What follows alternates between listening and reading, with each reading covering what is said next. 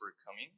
So as Mark introduced me before, I am Martin Blanchard. I'm a PhD student at the Hubert Curien laboratory. And today I'm going to present you my work on explainable neural networks. And specifically, I will talk about one architecture called ProtoPNet and how we used it and tried to adapt it to our cell imaging problem. So what is our cell imaging problem? So you have two images here, which show cells. Here on the left, you have normal cells, untreated cells. And here you have cells that are treated with TNF-alpha. So TNF-alpha is a substance created by the body, which causes inflammation and is toxic for the cells. So by looking at those pictures, you probably shouldn't be able to tell any difference. And so that's why we want to use AI and neural networks. It is to be able to identify the biomarkers of the toxicity. And also our second goal is to try to quantify the toxicity of a given substance. So the cells I'm talking about are endothelial cells, so these one in yellow-orange, of the blood-brain barrier. So as the name indicates, the blood-brain barrier is a barrier between the blood and the brain. And usually it does not let through substance that we do not want to go into the brain. And so these cells ensure impermeability, and if their structure is modified, then it leads to a modification of this permeability. So that's why we are studying the structure of the cells, because it is associated with their function. And in order to study those cells, here's our simplified workflow. So we have input images that look like what I showed you just before. We perform segmentation to work on single cells, and then we feed those single cells into our ProtoPNet model, which performs a feature extraction step and classification step between healthy and unhealthy cells. And it outputs typical plots that we can try to analyze for to understand what happens biologically inside the cells. And also we're trying to define a toxicity score or a measurement of the toxicity of the substance. So the rest of the presentation will go as follows. First, I will talk to you about the data set we are using, because it's a data set that we created. Then I will explain a little bit how ProtoPNet works. And then I will talk about our first results and the preliminary analysis that we are performing. And then, since we do not live in a perfect world, there, of course, are limitations, and I will try to explain you what they are and how we will try to address them in the near future, and then I will conclude. So first, about the data sets. So what you have to understand is that we have several populations of cells. All are endothelial cells from the blood-brain barrier. We have three populations that we treat with different doses of TNF-alpha at 1, 10, and 100 nanograms per milliliter, and a control population that we do not treat to be able to compare. What is very important is that those cells can react in an unwanted rather than an intended way. The cells that we do not treat can still die of natural causes, and the cells that are treated can just resist the treatments and stay perfectly healthy. So this leads to an impossibility to label the cells as whether they were affected by the treatments or not, because we do not know what affected cells look like, and we do not know we do not know how affected cells look like, so we are forced to use only pseudo-labels. We only know if cells were exposed to TNF-alpha or not. And so we use those pseudo-labels as an equivalence to healthy and unhealthy cells, but it is not equivalent, and we have to take that into account for the analysis. So once our cells are grown, we use immunofluorescence to acquire images. We only use red and blue channel, actually. Green was used in previous analysis, and it is still here for illustration purposes, but we do not use it. In red, we have actin. Actin is a protein that is linked to the structure of the cell, and actin is present in every cell of the human body. So by studying actin, it helps to have a workflow that can be adapted to any kind of cell, or it helps with adapting it with other kinds of cells. And in blue, we have the cell nucleus. The cells are automatically segmented using another neural network that I will not talk about. It is called cell pose. And so we have individual cells, and this is what we input into the model. And just for information, we have around 1,000 cells for each population right now. So now that we have our data, let's review how the model works. So first, the base principle on which ProtoPNet is based is analogy reasoning, because that's something that we as humans do every day, all the time. And for example, if you were to classify this bird picture and tell which bird species it is, you would probably, if you are an expert in ornithology, you would probably look at the head, the beak, the wings, the legs, etc., and compare them to what you know to be specific beak, legs, etc. of bird species you know.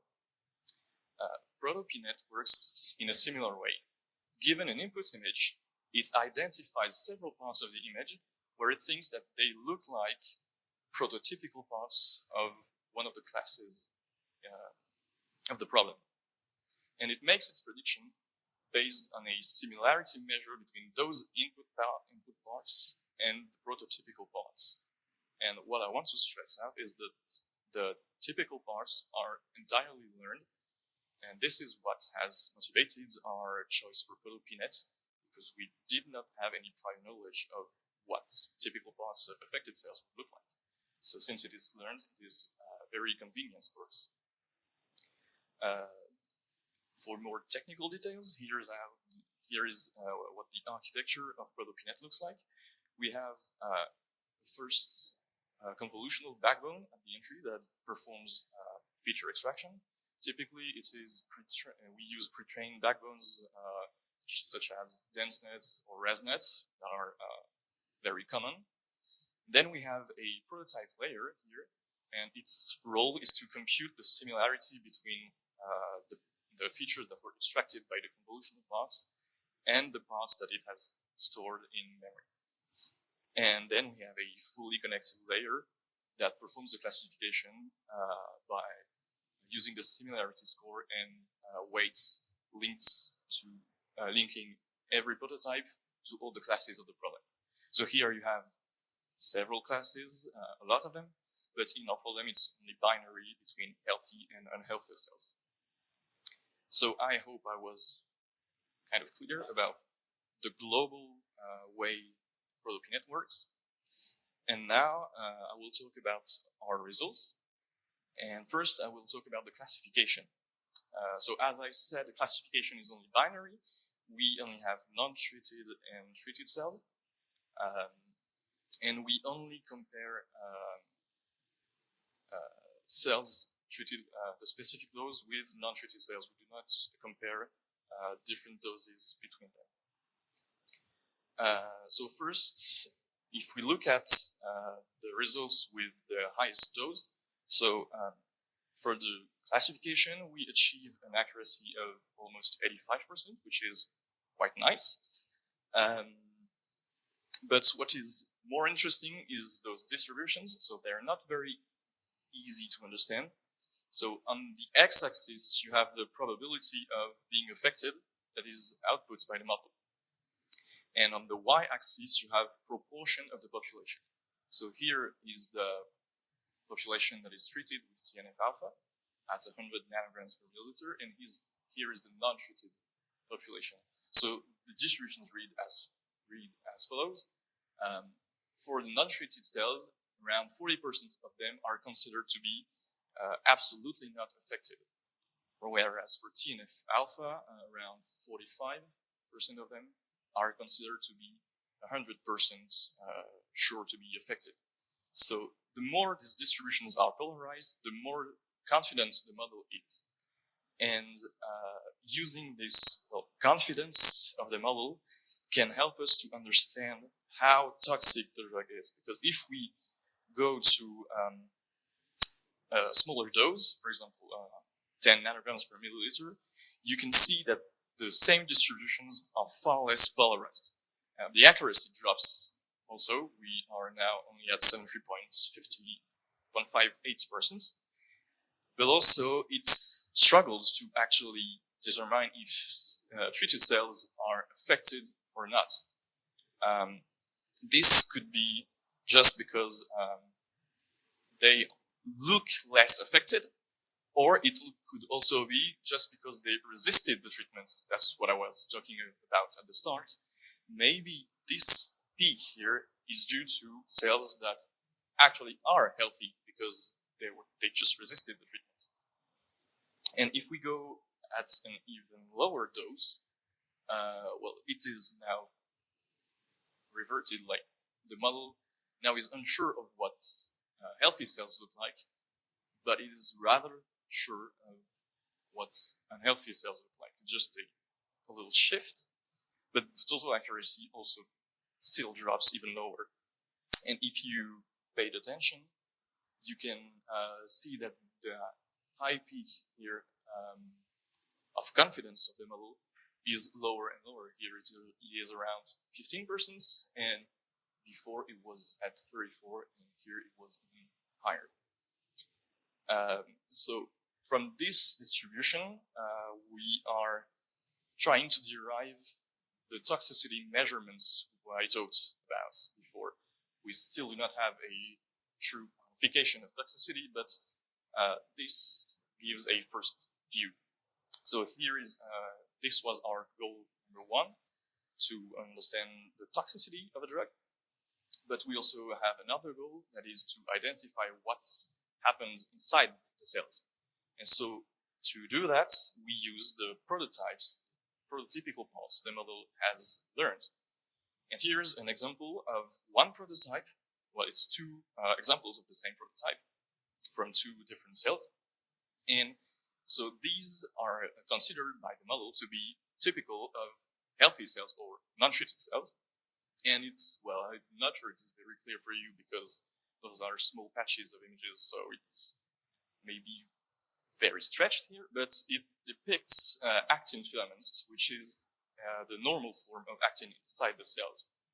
But when we go to prototypes of affected cells, we have a completely different texture. Here it is way more have kind of grainy texture that could potentially depict actin, but in a depolymerized form.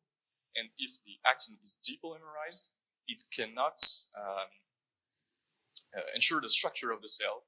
And if you remember what I told you, the structure of the cell is really crucial in order to have the permeability of the impermeability of the blood-brain barrier. So this is our goal number 2 that is reached. But it would be too simple if it works very well. So we have a few problems that we are working to address.